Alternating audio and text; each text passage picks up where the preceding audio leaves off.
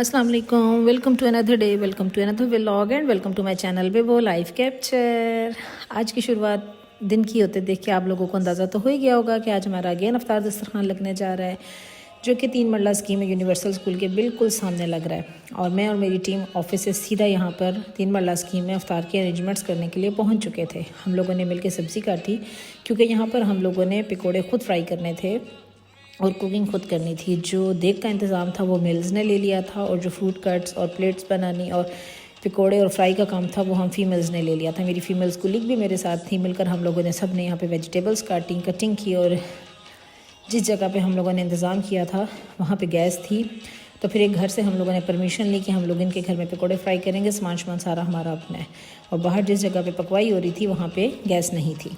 रमज़ानुल मुबारक में नेकी के काम करने का ख़ास मकाम है। ये महीना इबादत, सदका, दुआ और ख़ुद की इस्लाह का बेहतरीन वक्त होता है। लेकिन बहुत कम लोग रमज़ान का फ़ायदा उठाते हैं। रमज़ान हमें अपनी ज़िंदगियों से बहुत सी खूबियाँ पैदा करने का मौका देता है, और हमें अपनी नेकी बढ़ाने की भी कोशिश करनी चाहिए, बढ़ चढ़ कर हिस्सा लेना चाहिए। मैं बहुत ज़्यादा खुश हूँ कि मेरी टीम हर कदम पे मेरे शाना बशाना रही है। अल्हम्दुलिल्लाह सद अल्हम्दुलिल्लाह। लड़के हैं या लड़कियाँ, कभी भी इन्होंने किसी भी काम में शर्म और आर महसूस नहीं किया। मुझे इस कदर खुशी है कि ये बिला मुआवजा खालिस अल्लाह की रज़ा के लिए साथ साथ खड़े होते हैं। हालाँकि अक्सर ऐसा होता है कि अफ्तार दस्तरखान के बाद लोग मुझे आके पूछ रहे होते हैं कि आप इनको कितने पे करती हैं, आपने इनको सैलरी पर रखा हुआ है। तो ऐसी कोई भी बात नहीं है।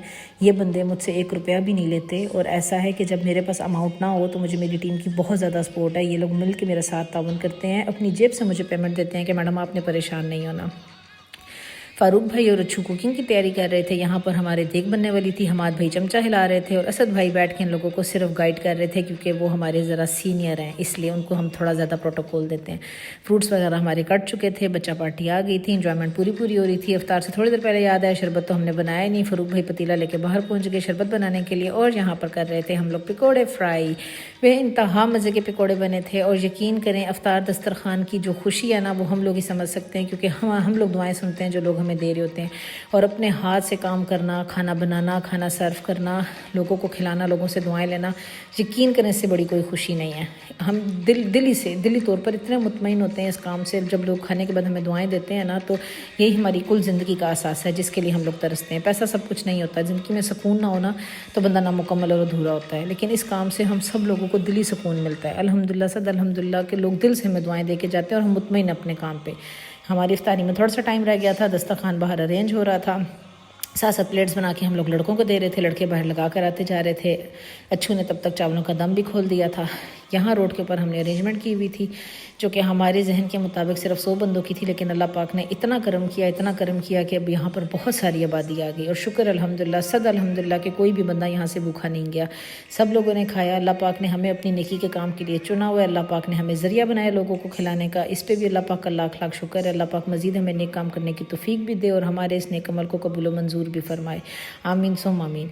हम जब घर से बाहर निकले तो हमें पता चला कि लोगों को हमारी किस कदर ज़रूरत है। पहले हमें नहीं यकीन आता था, लेकिन वाकई ही हमारे मुल्क में बहुत ज़्यादा गुर्बत और बहुत ज़्यादा बेरोज़गार बंदे बैठे हुए हैं। इन सब लोगों को हमारी बेहद ज़रूरत है। बेइंतहा इनको हमारी ज़रूरत है। अल्लाह पाक इनका आसरा हमें बनाई रखे, हमें ये तौफीक दे ही रखे, और अल्लाह पाक हमारे हाथों से नेकी का काम करवाई रखे।